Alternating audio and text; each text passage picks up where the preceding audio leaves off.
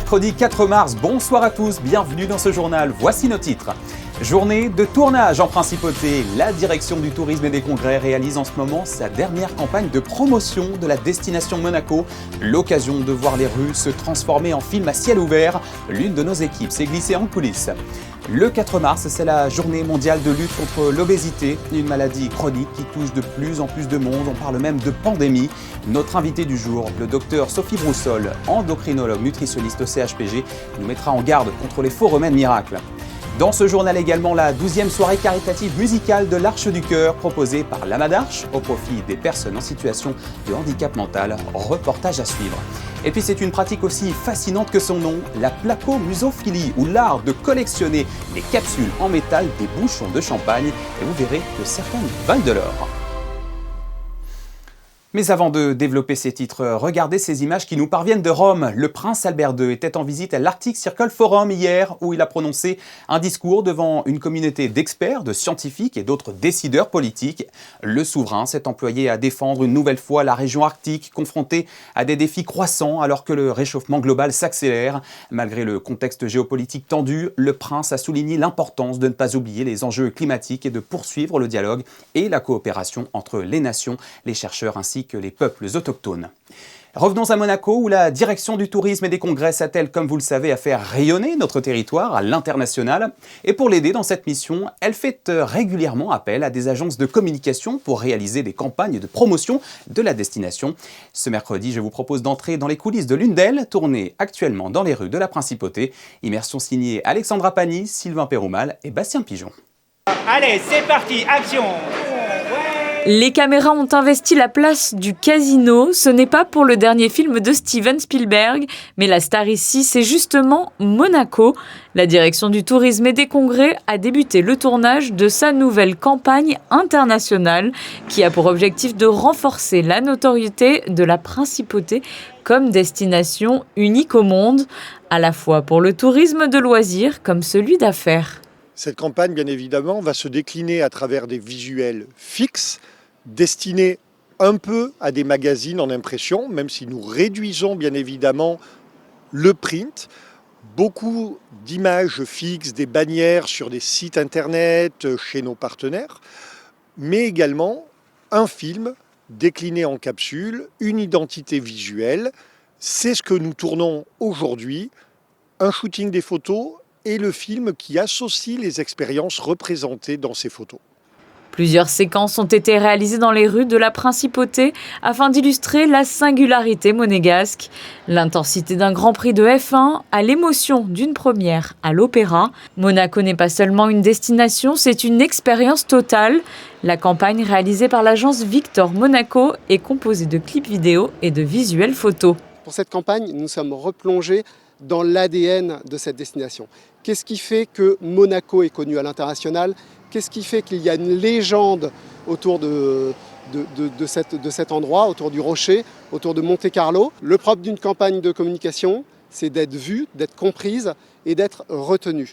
Et donc le fait de retenir deux concepts qui s'entrechoquent, ça nous donne une lecture atypique, ça nous donne une signature qui devient un petit peu une écriture de cette campagne. Un terrain de jeu à taille humaine, mais d'envergure internationale. C'est là tout l'enjeu de cette campagne Monaco Everything at Once, qui sera dévoilée dès le printemps. Nous sommes le 4 mars, c'est la journée mondiale de lutte contre l'obésité, une date clé qui permet, comme d'autres enjeux de santé, de sensibiliser à cette maladie chronique complexe, d'en déconstruire les préjugés et de promouvoir les actions de prévention et de prise en charge. Prise en charge qui se heurte parfois à la concurrence de solutions pas toujours sérieuses. Pour en parler, nous sommes en ligne avec le docteur Sophie Broussol. Bonsoir à vous. Bonsoir Théo. Merci d'être avec nous sur Monaco Info. Vous êtes endocrinologue, nutritionniste au CHPG. D'abord, parlons des chiffres, si vous le voulez bien. On évoque énormément l'obésité aujourd'hui. C'est un sujet de santé publique. Peut-on parler d'épidémie mondiale d'obésité aujourd'hui, enfants et adultes confondus ? Oui, on peut même parler de pandémie d'obésité dans le monde actuellement, que ce soit chez les adultes ou chez les jeunes. On a de plus en plus d'obésité parce que selon les dernières données de l'OMS, en 2022, on avait 43% de la population mondiale adulte en surpoids et 16% en obésité. Et en plus, la prévalence a plus que doublé entre 1990 et 2022. Alors, la journée mondiale contre l'obésité vise surtout à déconstruire les préjugés pour mieux prévenir, en plus de lutter contre la stigmatisation. Parce que l'obésité n'est pas un choix, c'est une maladie chronique qui résulte de différents facteurs. Est-ce que vous pouvez nous les détailler ? Oui, effectivement, l'obésité, c'est une maladie chronique, c'est une maladie complexe qui a plusieurs causes. Alors des causes environnementales, des causes hormonales, des causes génétiques, des causes biologiques, des causes aussi au niveau psychosocial. Ce n'est pas une maladie liée au mode de vie ou à un manque de volonté, c'est véritablement une maladie chronique comme toute maladie chronique. Alors, il existe de nombreux traitements qui circulent aujourd'hui avec beaucoup de marketing. On voit passer des idées parfois dangereuses sur les réseaux sociaux, de fausses promesses, les fameux remèdes miracles. Si on passe un petit peu en revue tout ce qu'on voit passer, tout ce dont on entend parler, quelles sont vraiment, selon vous, parlons d'abord du négatif, les pires idées que vous ayez vues passer et que vous déconseillez fortement ? Alors, au niveau de la prise en charge de l'obésité, effectivement, il y a énormément de fausses croyances. D'abord, des fausses croyances au niveau diététique. On a malheureusement, nous, le monde médical, prescrit des régimes extrêmement dangereux pour nos patients, des régimes très restrictifs, ou alors des régimes hyperprotéinés, ou alors des jeûnes très prolongés qui sont finalement dangereux pour la santé et qui repoussent le problème parce que les gens perdent du poids, mais à cause de cette restriction intense, ils vont finalement reprendre du poids et souvent encore plus. C'est pour ça qu'on appelle ça l'effet yo-yo. Alors maintenant, on a aussi des nouveaux traitements au niveau médical qui sont apparus sur le marché il y a quelques années, d'abord dans le diabète, il y a une vingtaine d'années. Donc on connaît bien ces traitements et là, depuis quelques années, on les utilise pour la prise en charge de l'obésité. Ce sont des traitements à base d'injections d'hormones intestinales qui sont tout à fait sécures. Évidemment, pour chaque traitement, il y a des risques inhérents à tout traitement, mais le rapport bénéfice-risque est en faveur du traitement quand on souffre d'obésité. Malheureusement, à l'heure actuelle, il y a une dérive par rapport à ces traitements, puisque des personnes qui ne sont pas en obésité ou qui ont des légers surpoids veulent les utiliser, mais le rapport bénéfice-risque n'est pas en faveur du bénéfice pour ces personnes-là, mais c'est risqué. Et on trouve sur Internet des molécules qui ne sont pas du tout des molécules homologuées par la HAS, etc., mais des traitements qui sont dangereux. Et notamment, on s'est rendu compte, avec la pharmacovigilance notamment de Nice, qu'il y avait des traitements même à base d'insuline dans ces médicaments, donc finalement même des traitements qui pourraient même faire grossir et qui sont extrêmement dangereux. Oui, justement, parmi les injections, par exemple, pendant un temps, c'est l'Ozempic qui était à la mode, un remède contre le diabète qui régule la glycémie et l'appétit. On a vu des pénuries dans les pharmacies. Pourquoi c'est dangereux de détourner ces traitements de leur fonction initiale, là, en l'occurrence, se l'injecter si on ne souffre pas de diabète ? Alors, c'est dangereux, pourquoi ? Parce que tous les patients ne peuvent pas en bénéficier. Il y a des gens qui ont des contre-indications formelles, notamment des gens qui auraient fait des pancréatites aiguës, donc on ne peut pas les utiliser. Donc, l'Ozempic est effectivement un traitement du diabète qu'on utilise maintenant, on appelle ça le sémaglutide, qu'on utilise dans le traitement de l'obésité à des posologies plus fortes que dans l'Ozempic. Effectivement, les patients non diabétiques ont utilisé ces traitements. Malheureusement, l'industrie pharmaceutique n'a pas pu suivre, si vous voulez, l'évolution de l'utilisation de ces produits. Et du coup, les patients diabétiques en ont beaucoup souffert à un moment donné parce qu'ils ne pouvaient pas obtenir leurs médicaments à la pharmacie. Donc, il y a eu ces nouveaux traitements qui sont apparus maintenant. Donc, on a le sémaglutide qui s'appelle le Wegovy ou le tirzepatide qui s'appelle le Mounjaro. Donc, c'est deux laboratoires différents qui ont créé ces médicaments dans la prise en charge de l'obésité. Et là, ce sont des traitements maintenant qu'on peut obtenir facilement en pharmacie grâce à une prescription médicale. Là, Sophie Broussol, on est sur des recommandations générales. Quels sont les moyens mis en place spécifiquement à Monaco pour accompagner les personnes atteintes d'obésité ? On parle de chirurgie, on peut parler d'autres solutions. Alors, au centre hospitalier Princesse Grasse, on a organisé une prise en charge de l'obésité. Tout d'abord, une prise en charge médicale, pluridisciplinaire, donc que ce soit avec des médecins, endocrinologues, nutritionnistes, des diététiciennes, une approche aussi psychologique et éventuellement des traitements médicamenteux ou des traitements chirurgicaux. Donc, nous avons organisé un programme d'éducation thérapeutique pour que le patient soit acteur de sa santé au sein sein d'un appartement connecté où on a créé une cuisine thérapeutique où les patients vont pouvoir venir au sein de groupes de patients avec des professionnels de santé pour expérimenter, cuisiner avec les professionnels et pour pouvoir s'informer de l'obésité et échanger avec d'autres personnes souffrant de la même maladie, échanger avec des professionnels dédiés à cette prise en charge. Voilà ce qu'on pouvait dire donc à l'occasion de cette journée mondiale de lutte contre l'obésité en ce mercredi 4 mars. Merci beaucoup, docteur Sophie Broussol, endocrinologue, nutritionniste au CHPG, d'avoir été avec nous. Je vous en prie. Merci, au revoir. Le 4 mars n'est pas seulement la journée mondiale contre l'obésité, c'est aussi celle du tennis, l'un des nombreux sports qui nous font vibrer dans le monde entier et bien sûr chez nous, à Monaco. Cette date a donc forcément une saveur particulière pour nos amis du Country Club. Gaëtan Lebrun, Hugo Comaza et Bastien Pigeon ont rendu une petite visite aux jeunes tennismen du club en plein entraînement cet après-midi. Ils sont 9 jeunes âgés de 7 à 17 ans à s'entraîner jusqu'à 5 fois par semaine. Service, tactique, préparation mentale, ces espoirs sont encadrés dès leur plus jeune âge par la Fédération monégasque de tennis pour en faire la relève de demain. Et c'est que des jeunes qui veulent être professionnels un jour, qui veulent jouer pour la Coupe Davis, pour Monaco. Donc déjà leur apporter les valeurs monégasques, et puis les valeurs que portent les grands, Romain Arnaud, Valentin Vachereau, Hugo Nice. Lucas Catarina, on pense à lui aussi.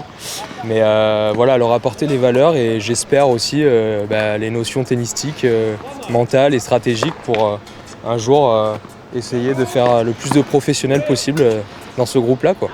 Une année 2025 riche en aboutissements pour la Fédération monégasque de tennis, avec les succès de Valentin Vachereau et Romain Arnaud en Masters 1000, qui laissent espérer de grandes choses pour la suite. C'est vrai qu'il y a une ferveur derrière, quoi.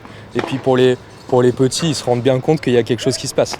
Il y a plus d'exemples aussi. Avec Valentin, c'est-à-dire que maintenant, chaque semaine, il y a presque un tournoi ATP qui est joué par Valentin, par Romain, par Hugo. Donc ils suivent à la télé. Il ne peut pas avoir meilleur exemple que ça et meilleur exemple pour suivre le parcours des grands, quoi. Parmi eux, un nom se détache déjà, Lenny Petit, 17 ans, espoir monégasque, actuellement 80e mondial au classement junior. Ça fait maintenant 4-5 ans que je suis à la Fédé ici. Là, je suis encore en junior actuellement, c'est ma dernière année. Mais je vais essayer de faire plus de futur cette année et vraiment me concentrer sur l'ATP. Sur un court terme, je vais essayer quand même toujours de progresser mentalement, c'est mon point faible. Tennistiquement, je trouve que je joue bien et puis vraiment, si ça se passe bien, j'aimerais bien gagner un futur jusqu'à la fin de l'année. Et jouer la Coupe Davis le plus vite possible parce que c'est vraiment un rêve pour moi de pouvoir représenter Monaco en Coupe Davis. En attendant la relève, Monaco continue son ascension en Coupe Davis et jouera les qualifications en septembre face à la Finlande pour rejoindre le groupe monde de Coupe Davis, synonyme du plus haut niveau mondial. En basket, énorme test à venir pour la Roca Team demain soir en ouverture de la 30e journée d'Euroleague. Les Monégasques seront à Istanbul pour défier Fenerbahçe, le leader du championnat. Une équipe qui a remporté 12 de ses 13 derniers matchs dans la compétition. L'entraîneur Vassilis Panoulis et le meneur de jeu Mathieu Strazel se sont exprimés au micro de Frédéric Elion cet après-midi avant de s'envoler pour la Turquie. Écoutez-les. Je prends aucune équipe comme un défi ultime. Ça reste, alors certes ils sont sur une grosse série, mais voilà, ça reste un match de basket contre une équipe contre qui on a perdu en finale l'année dernière. Donc voilà, ça on l'a toujours en tête. On a perdu le match aller ici alors qu'on dominait. Donc voilà, on se doit d'aller là-bas faire un coup parce que aujourd'hui la réalité c'est ça, c'est qu'eux ils sont premiers, nous on est 10e et on doit aller faire un coup là-bas. We didn't have a full week. We have 2 days because we have national teams, so we give day off and we start preparation on Monday. So first team practice was on Tuesday with contact. So we prepare a game against Fener. They are first in the standings for a reason. They play good defense. They have a very good coach, a good team, good players. So it will be a tough game.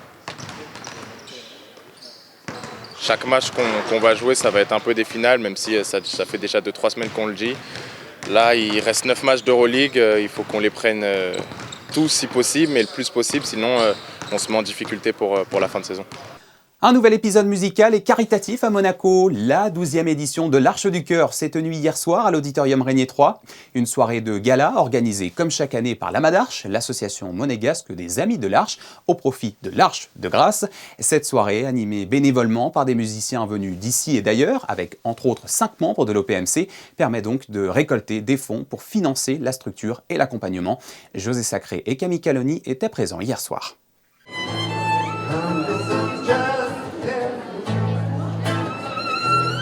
Accueillis par le duo Gold Azur, Lisa Kerop, violon super soliste de l'Orchestre Philharmonique de Monte-Carlo, et Claude Baudot, guitare, les plus de 500 spectateurs de la 12e Arche du Cœur ont été immédiatement plongés dans une ambiance de fête, mardi 3 mars à l'Auditorium Régnier 3, et cela lors d'une soirée organisée au profit d'une œuvre magnifique, l'Arche de Grâce, qui accueille à Grâce, dans 3 villas, des personnes handicapées et leur permet de vivre presque normalement. Organisé par la Madarche, l'association des Amis de l'Arche Monaco, présidée et présentée par Jean Delussat, ce concert a d'abord rendu hommage à Franck Lavoger, basson de l'Orchestre Philharmonique de Monte-Carlo et membre très actif de la Madarche, décédé il y a peu de temps. Constitué de musiciens de l'Orchestre Philharmonique de Monte-Carlo, le quintet Les Vents du Sud a interprété des œuvres de Jacques Ibert, Gabriel Fauré, Malcolm Arnold et Astor Piazzolla. En deuxième partie, un mini-spectacle a été donné par des personnes accueillies à l'Arche de Grâce. Puis, avant une tombola richement dotée par les commerçants de Monaco, le NGG, un ensemble niçois créé il y a 20 ans, composé ce mardi de 13 femmes, toutes artistes amateurs passionnés de chant.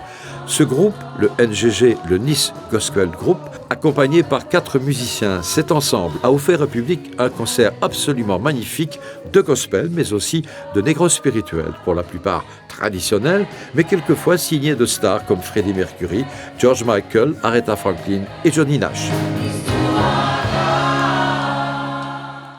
Connaissez-vous la placomusophilie? Ce terme, qui peut vous rapporter à peu près 76 points au Scrabble, désigne l'art de faire collection des plaques de muselet. Vous savez, ces petites capsules en métal présentes sur le bouchon des bouteilles de champagne, des petites pièces qu'on a tendance à triturer et plier avant de les jeter, sans savoir qu'elles peuvent parfois valoir plus d'une centaine d'euros. Et Yannick Debever et Hugo Comaza sont allés découvrir cette grande passion ce week-end. Regardez. La 25e bourse numismatique, philatélique, cartophile et placomusophile rassemblait bon nombre de collectionneurs ce dimanche à Cap d'Aille. Parmi eux, Tony Jakobowski, ancien marchand de champagne à Monaco et collectionneur de plaques de muselet depuis 30 ans. Je suis champenois. J'ai travaillé 30 ans à Monaco, un marchand de vin et champagne. Jamais j'avais envie de collectionner. Je faisais les timbres, je collectionnais les timbres. Et à la retraite, je me suis dit, tiens, pourquoi je ne commencerai pas? Et voilà, petit à petit, on se met dans le bain et on collectionne. Il existe une diversité infinie de plaques de muselet.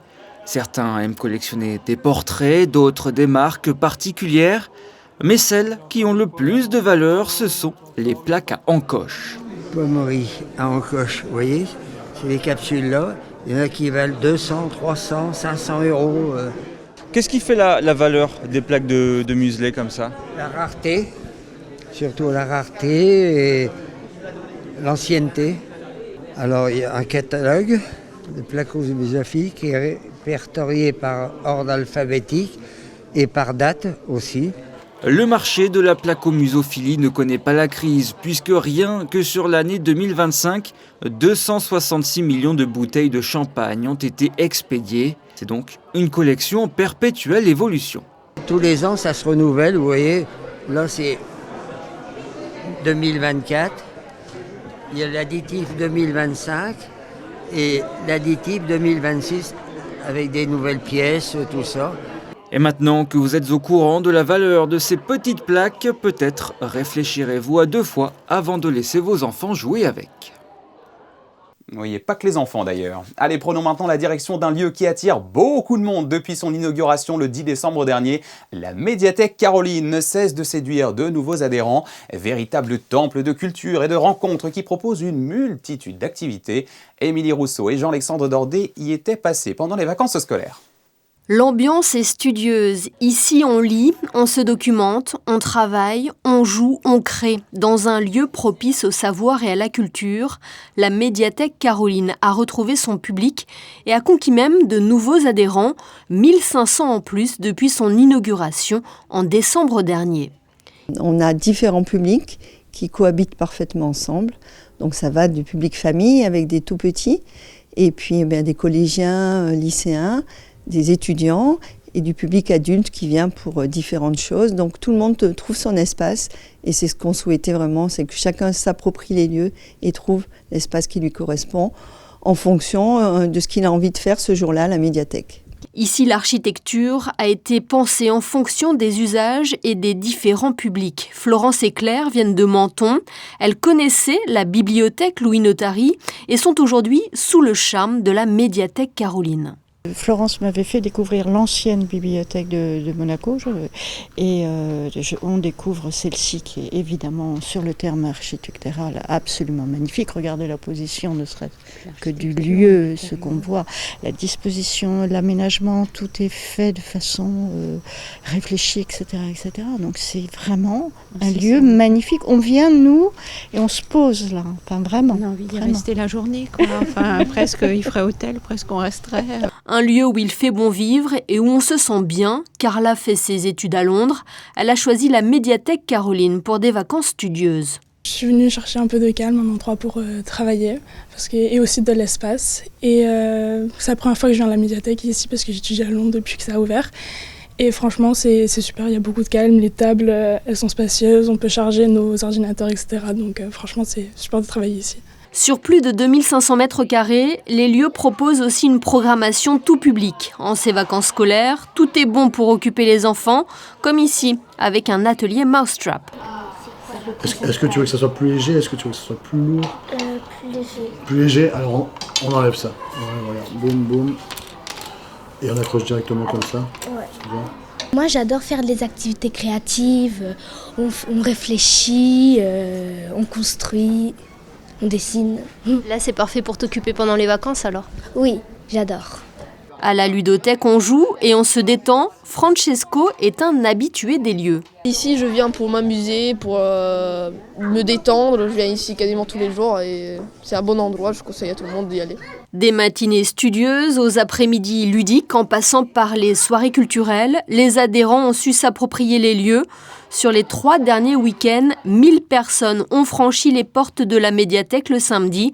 Un record pour l'établissement qui ne cesse d'inspirer. Voilà, c'est la fin de cette édition. Merci à vous de l'avoir suivi. Dans un court instant, les prévisions météo de Christine La Petite-Homel. Ensuite, Yann-Anthony Nogues rencontre Marco Simone de Monaco United. Je vous laisse sur les images de l'impressionnant tournage de la campagne Destination Visite Monaco, capturée ce matin par Stéphane Dana. Passez une excellente soirée sur Monaco Info et je vous dis à demain, 19h, pour un nouveau JT.